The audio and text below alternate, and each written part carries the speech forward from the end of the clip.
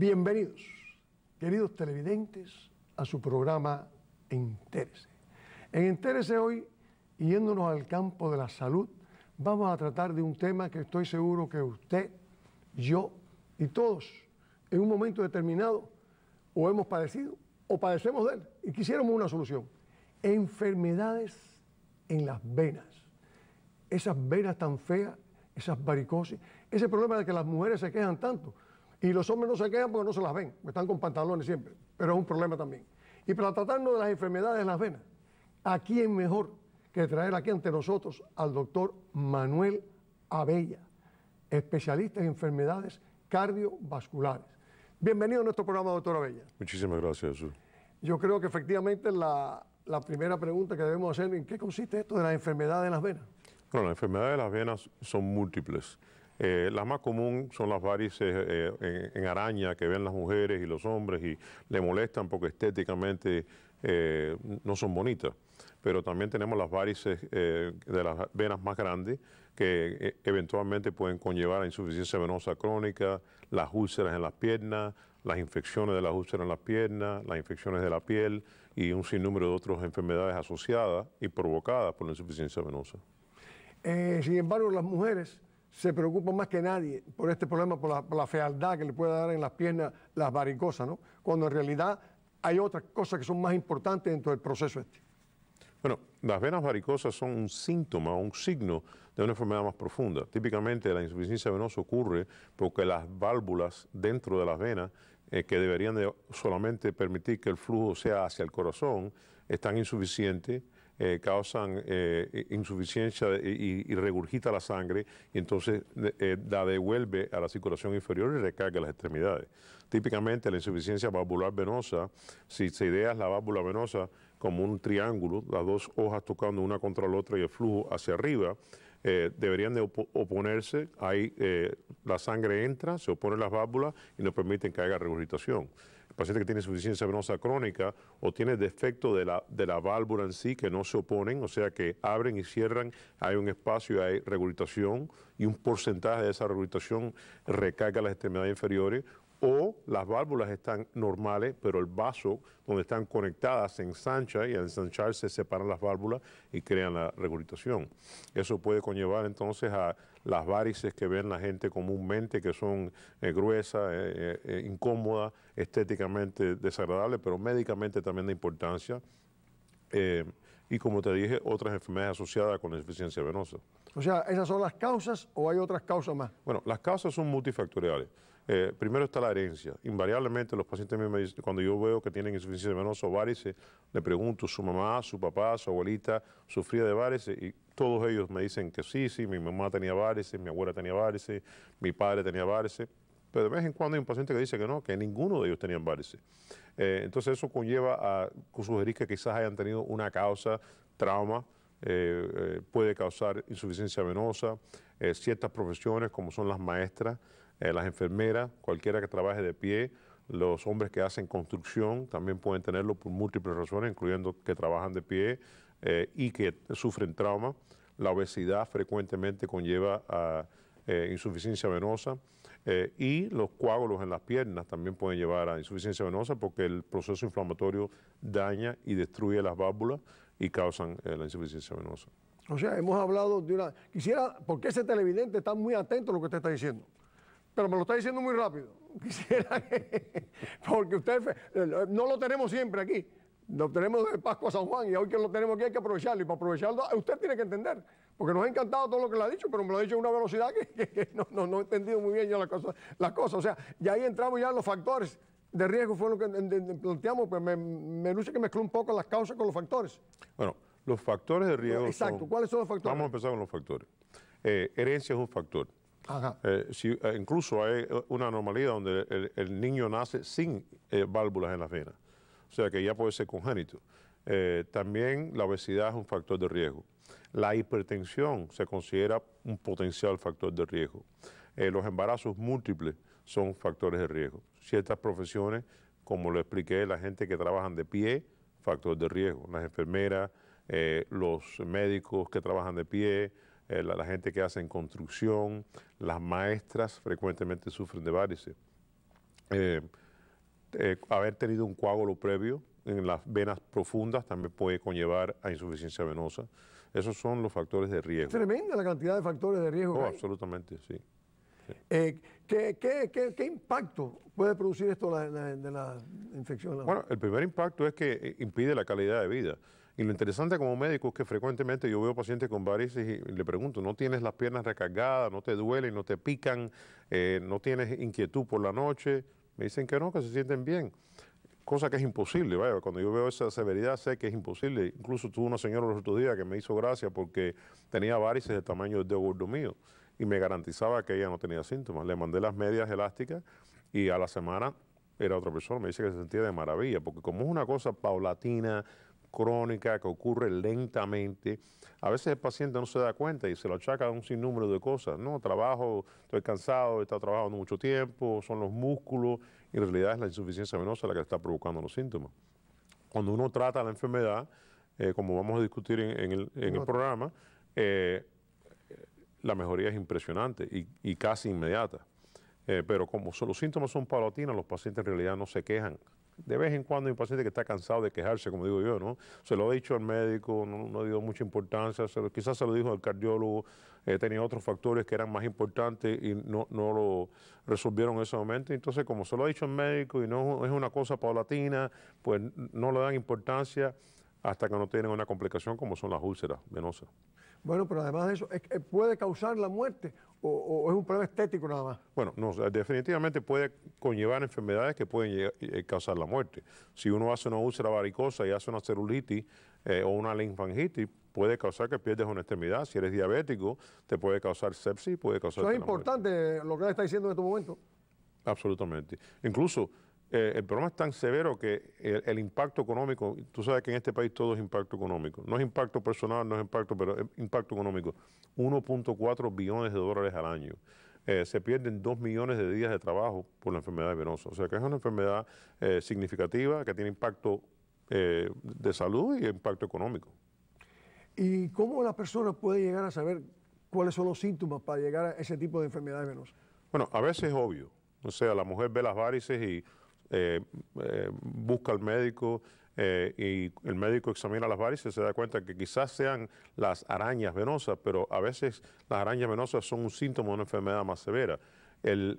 Si uno se imagina las venas como si fuera un río y los tributarios, a veces uno está tratando un tributario o viendo un tributario, pero el problema esencial no está en el tributario, está en la rama primordial o la rama primaria del río. Entonces, cuando vas al médico te hacen un examen clínico, a veces también se hace un examen de Doppler, se estudia todo el sistema venoso, se mide la cantidad de insuficiencia, entonces se puede establecer un mapa venoso y decidir la severidad de la enfermedad y por dónde vamos a atacar el problema. Esa investigación que se hace con el Doppler, ¿es dolorosa, es simple? No, es una prueba no invasiva. Hay dos tipos de Doppler. Uno es lo que le decimos el handheld Doppler, que yo lo llevo en el bolsillo en la oficina, lo hago en el momento cuando el paciente me dice algo, lo paro y le hago el examen con el Doppler y simplemente es un sonido que podemos percibir. Le aprieto la pierna y se oye la regurgitación venosa, ya inmediatamente me dice que hay regurgitación venosa, que el problema es anormal. Y lo hago en la ingle y a veces también lo hacemos en la poplitea. Y entonces, basado en el examen clínico, si es necesario, lo mando a hacer un Doppler con color, donde ya grabamos la prueba, medimos las presiones y documentamos la severidad del problema. Y entonces hacemos el mapa venoso. Y otra cosa que me ha llamado la atención, ¿por qué? Y viéndolo usted, que es un hombre súper conocido de este pueblo, inclusive siempre lo hemos tenido como un gran cardiólogo invasivo, en el caso mío particular fue la persona que descubrió el problema mío con la arritmia. ¿Por qué el cardiólogo es la persona más indicada para este fenómeno de las venas? Bueno, yo tengo muchos colegas que tratan venas y no quiero antagonizar a nadie. El cardiólogo es un experto en cardiología, es enfermedades cardiovasculares. O sea, nosotros hacemos corazón, arterias, venas y linfático. Desafortunadamente, como el tiempo de entrenamiento del cardiólogo es limitado, muchos programas de entrenamiento en este país, incluso los mejores programas en el país, no le dedican tiempo al sistema venoso. Y desafortunadamente, al no dedicarle tiempo, el cardiólogo, la tendencia de muchos médicos es no darle la importancia de vida. Pero eso es dentro de la especialidad nuestra. Las enfermedades venosas, incluyendo la enfermedad venosa profunda, los coágulos en las piernas, que pueden causar embolia pulmonar, está dentro del sistema vascular y está dentro de la especialidad nuestra. Las enfermedades de las venas superficiales también está nuestra especialidad. Nosotros la intervenimos si es necesario y cerramos las venas si es necesario. Hacemos lo que sea necesario para tratar los síntomas del paciente y mejorar el pronóstico. Yo le hice esa pregunta porque uno ve la televisión y o escucha la radio y ve muchos anuncios, cirujanos generales que se ocupan de eso, cirujanos plásticos que se ocupan de eso. Sin embargo, usted ha dado una explicación muy interesante. Si una persona de las que nos está viendo en estos momentos tiene ese fenómeno que se está encontrando, los síntomas, las cosas que usted acaba de decir, ¿cómo sabe, cómo puede llegar a la persona indicada? ¿Qué tiene que hacer para entre el cardiólogo, ese cirujano plástico y el cirujano general? ¿Qué debe hacer? Decir, no, yo me voy a escoger el cirujano vascular o me voy a escoger al cardiólogo. Bueno, de nuevo, no quiero antagonizar a mis colegas. No, yo no quiero que antagonicen, pero... Tengo muchos colegas que tratan las enfermedades venosas y las tratan muy bien y son excelentes médicos. Yo lo que les recomendaría es, primero, hágaselo saber a su médico general y que él determine qué es lo que quiere hacer. El cirujano plástico típicamente hace estética y los problemas estéticos no lo cubren los seguros. Que yo sepa, no tiene mucha importancia que yo no sepa, pero que yo sepa, no conozco ningún cirujano vascular, cirujano plástico que esté haciendo intervención venosa de las venas, como es el laser y las cosas que vamos a hablar. Pero estoy seguro que están muy capacitados para hacer eso. El problema en general, hay el médico del problema y el cirujano del problema. Como cardiólogo invasivo, nosotros hacemos intervenciones que cruzan en ciertas áreas. El cirujano torácico cardíaco no hace intervención, él saca las venas para hacer bypass. No, y el otro hace injertos, ¿no? Cuando hay un problema de una vena, que yo he visto que mezclan una vena con otra porque hay problemas por el medio, ya eso tiene que entrar a la cirugía. Cuando el cardiólogo determina que el problema es mayor. Ellos están usando la vena para resolver otro problema, no porque la vena esté primordialmente enferma ni sea la patología esencial. Nosotros somos los médicos del sistema vascular, tratamos las arterias, las venas, los linfáticos y el corazón. Y como cardiólogo intervencional, si el problema es quirúrgico, pues entonces podemos cerrar la vena, mejorar el flujo en otras áreas. También podemos esclerosar las venas para mejorar el flujo. O sea, lo estamos haciendo no por razones estéticas, sino por razones médicas para evitar las complicaciones secundarias de esta enfermedad. Vamos a entrar ya en el tratamiento. Ya hemos dicho una idea general de son las enfermedades venosas, los problemas que hay, quién la trata, quién no la trata. Los tratamientos, soluciones. ¿Cuáles son los tratamientos? Me gustaría enseñar una gráfica que tiene el director para darte una idea general de los niveles de tratamiento.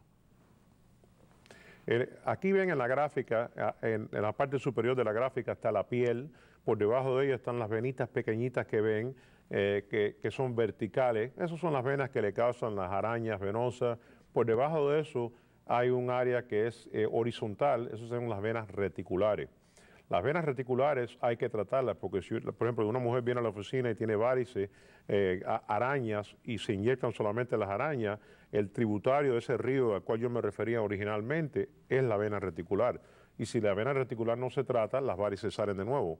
A veces los pacientes vienen y están frustrados porque se han hecho 3 o 4 tratamientos en un lugar cosmético o una clínica de venas, que en realidad el médico no es un especialista en venas, pero no han tratado la vena reticular, que es la profunda horizontal, y entonces le van a salir de nuevo.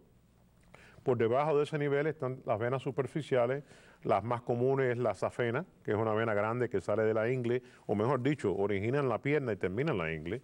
Y entonces más profundo están las venas profundas, y ahí es donde vienen los problemas, porque si las venas superficiales se tratan por alguien que no es un experto y ese tratamiento perfunde las profundas, puede causar coágulos en las venas profundas. Ven una vena vertical entre la gruesa horizontal y las profundas. Esas son lo que le dicen las perforadoras. Eso también lo tratamos nosotros. Típicamente eso no lo tratan los dermatólogos. Técnicamente un poquito difícil entrar en ellas, pero nosotros lo hacemos con ultrasonido. Si están insuficientes, las cerramos para permitir que el flujo de nuevo entre en las venas profundas y siga hacia arriba hacia el corazón sin recargar los tejidos. Fabuloso. Yo creo que, aparte viéndolo así, se hace mucho más claro, más entendible, vamos a poner esa palabrita, ¿no?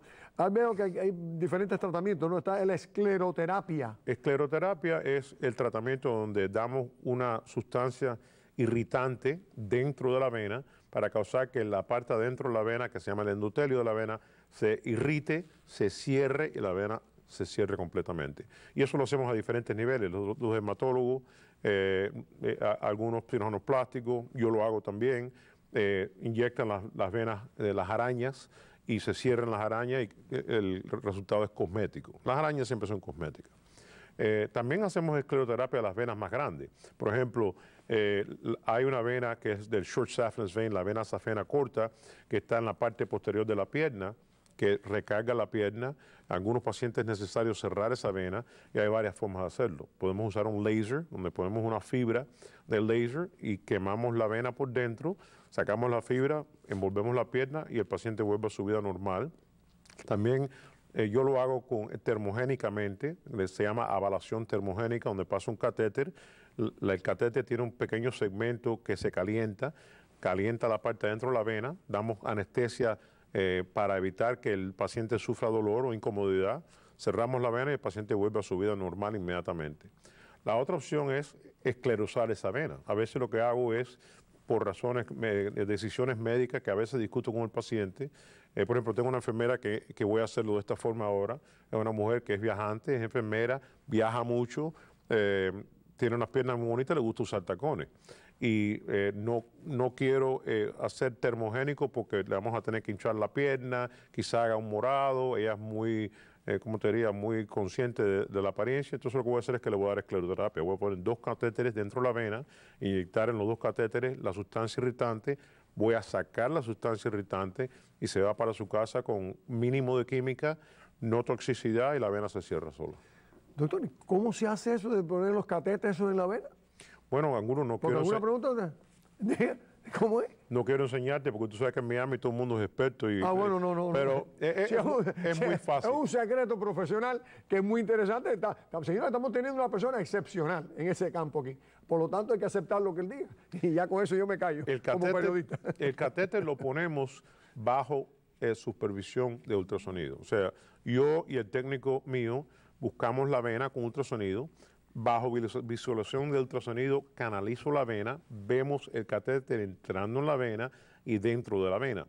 Y entonces a veces doy un poquito de solución salina para ver que la solución salina corre por la vena y no fuera del tejido. Y entonces ya estoy canalizado, estoy dentro de la vena bajo supervisión de ultrasonido.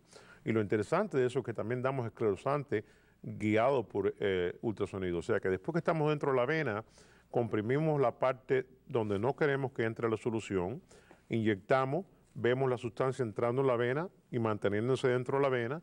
A veces la saco, a veces la dejo. Y entonces, después que terminamos, quedamos un tiempo prudente para que irrite la superficie, quitamos la presión y hacemos que el paciente camine para que rápidamente se elimine el sistema circulatorio. Fantástico, fantástico. El uso del láser. El láser es también una forma de irritar y destruir la vena. Cuando pasamos el láser, pasamos una fibra finita directamente visualizada con el ultrasonido. La podemos usar en la pierna inferior, la podemos usar en las perforadoras y la podemos usar en la safena. Y vemos el catéter entrando, lo seguimos con ultrasonido, damos el mismo tipo de anestesia que usan los cirujanos plásticos cuando van a hacer la liposucción.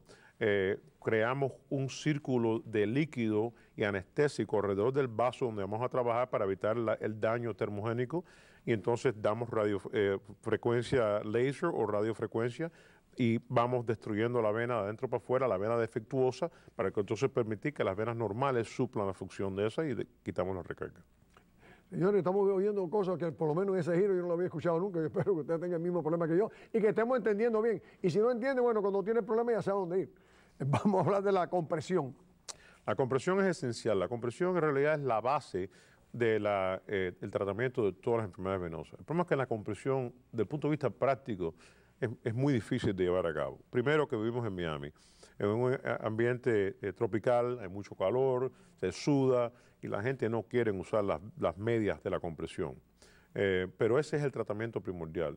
También se usa como profilaxis en pacientes que no tienen problemas, pero tienen factores de riesgo, por ejemplo, maestras, enfermeras. Yo siempre recomiendo a los pacientes míos que tienen factores de riesgo que usen las medias elásticas cuando estén de pie, cuando estén trabajando, y muy importante cuando vayan a viajar, particularmente si son viajes largos, más de 4 horas. O sea que si vas a viajar a Europa, vas a estar en el avión, aparte de levantarte, caminar cada 30 minutos un ratico, hacer los ejercicios de las piernas en el avión, usar las medias de compresión es esencial para poner presión, mantener el flujo a través de la vena y evitar las complicaciones. Yo creo, y yo tenía ese concepto, y me gusta escucharlo a usted, y a veces me la he puesto, aunque yo no tengo grandes problemas. Tenemos los problemas que tenemos todos los de la tercera edad.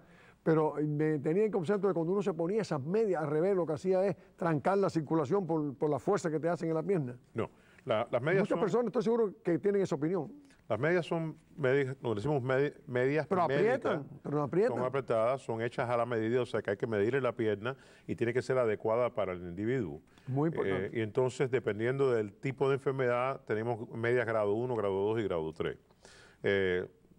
O sea que es por receta médica la media.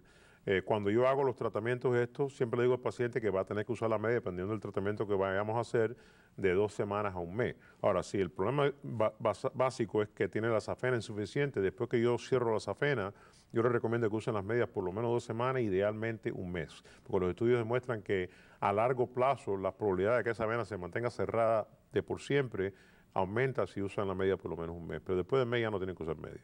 Sí, no. Ahora, estamos hablando de 2 cosas. Uno es media para tratamiento y el otro media para profilaxis. La media de profilaxis, pacientes que tienen factores de riesgo, enfermeras, maestras, hombres que hacen construcción, gente que viajan frecuentemente, definitivamente que la media es una excelente idea. Pueden usar la media de menos compresión, que es de 20 a 30 milímetros. La media empieza 100% de compresión en el pie, 70% de compresión al medio de la media, entonces 40% o 0 al final de la media. ¿Y esas medias dónde se consiguen? ¿En cualquier tienda o en un lugar especial? Típicamente los médicos que hacemos los procedimientos, tenemos las medias porque después del procedimiento el paciente tiene que irse de la oficina con la media puesta. También las puedes comprar en cualquier lugar que vendan equipos ortóticos, Quirante, Aldo Surgical Supply, My Pharmacy. Todos venden la media, tienen técnicos que están entrenados, que hacen un trabajo excelente de... Entonces esas que te venden en las tiendas grandes de aquí, que yo las he comprado, que son largas bastante hasta arriba y que aprietan un poco, no están relacionadas con esa media. Eso en realidad no son medias médicas de compresión. Muy importante. Lo importante es exactamente eso, que sean medical compression hose, que sean hechas a la medida y que la presión sea la que mande el médico. Doctor, la flebectomía ambulatoria. Flebectomía ambulatoria es un procedimiento que antes era muy difícil porque no era ambulatoria. El paciente se ingresaba en el hospital, le sacaban las venas, era un procedimiento muy sanguinolento, tenían que dar anestesia general, el paciente después tenía una recuperación muy larga cuando sacaban las venas. Hoy en día ya eso lo hacemos en la oficina. Cerramos las venas grandes con el laser o thermoablation o esclerosis y después las venas, las cabezas de venas que son estéticamente feas o las venas que queden, que sean grandes y tortuosas, con pequeñas incisiones que incluso se pueden hacer con la punta de una aguja, que son 2 milímetros. Metemos un ganchito especial, agarramos la vena, damos anestesia tumescente, sacamos la vena y sacamos tramos completos de vena y el paciente lo que tiene son pequeñas incisiones de 2 o 3 milímetros. Yo no las cierro porque se cierran solas y lo que pasa es que si las trato de cerrar puede dejar la cicatriz del punto. Si no las cierro, drenan de una forma muy favorable y no dejan cicatrices y queda estéticamente muy, muy bueno. Y ya al sacar la vena está afuera, no va a recurrir. ¿Qué diferencia hay entre la flebectomía y la flebitis? Bueno, la flebectomía es sacar la vena. La flebitis es la inflamación de la vena. Y la flebitis puede ser profunda o superficial. Me alegro que me hayas tocado el tema de la flebitis porque quiero hablar de un tema muy importante. Pero que lo que nos queda son 2 minutos, más o menos. 2 minutos. La flebitis superficial típicamente es inflamación de un tramo de vena, está estirada y es la vena que está inflamada. Eso se puede hacer flebectomía, si es un tramo pequeño, sacamos la vena, se acabó lo que se daba. La flebitis profunda es muy importante, porque la flebitis profunda significa que hay inflamación en la vena profunda, se forma un coágulo en esa vena y ese coágulo puede embolizarse o puede desprenderse, ir al pulmón y causar la muerte del individuo. O sea que si usted ve que la pierna se le hincha, se le pone caliente, le duele, hay diferencia en calibre entre una pierna y otra, es importantísimo que acuda al médico inmediatamente, porque la mitad de esos pacientes no se diagnostican y el riesgo de muerte es muy alto. Además de eso, aunque no se muera, aunque salga todo bien, el riesgo que haga lo que le dicen un síndrome postflevítico es alto. Entonces va a tener cambios de color de la piel, el pie o la pierna va a estar azuleja o morada, va a tener pesadez y dolor, y eso se puede prevenir si se trata temprano. Muy bueno. Ya la última pregunta, ¿se puede prevenir la insuficiencia venosa? La insuficiencia venosa no se puede prevenir en los pacientes que es congénito, en los pacientes que han tenido flebitis que no ha sido diagnosticada, pero se puede tratar muy efectivamente. ¿Cuáles son las formas de tratar la insuficiencia venosa? Mantener tu peso ideal, mantener control de la presión, caminar y hacer ejercicio frecuentemente. Obviamente, si vas a viajar, caminar frecuentemente durante el viaje prolongado. Los otros factores de tratar de no cargar las piernas, no cruzar las piernas como lo hacemos nosotros, todas esas cosas aumentan la presión en la vena y aumenta el riesgo de insuficiencia. Él ha mencionado algo interesante, el problema de caminar para hacer ejercicio y evitar esos problemas. Recuerden que y esto es un anuncio ya que no es comercial, pero que todos los martes y jueves caminamos, yo dirijo un grupo de personas mayores para evitar esos problemas que dice el doctor, en el Miami International Mall, de 8:30 a 10 de la mañana. Únanse a nosotros martes y jueves y evitarán los problemas, como dice el doctor. ¿Un mensaje final? Bueno, los martes y los jueves, bueno, y los otros días también caminen por su cuenta, pero caminen diariamente. O sea, que hay que caminar. ¿Qué tiempo hay que caminar? Un mínimo de 30 minutos al día. De 30 minutos al día. Bueno, señores, yo creo que hemos tenido al doctor Manuel Abe hoy, lo hemos extraído todo lo que nos hacía falta conocer. Hemos aprendido muchísimo sobre este problema de la enfermedad de la vena. Sin más, hasta el próximo domingo. Se despide de ustedes Jesús Angulo.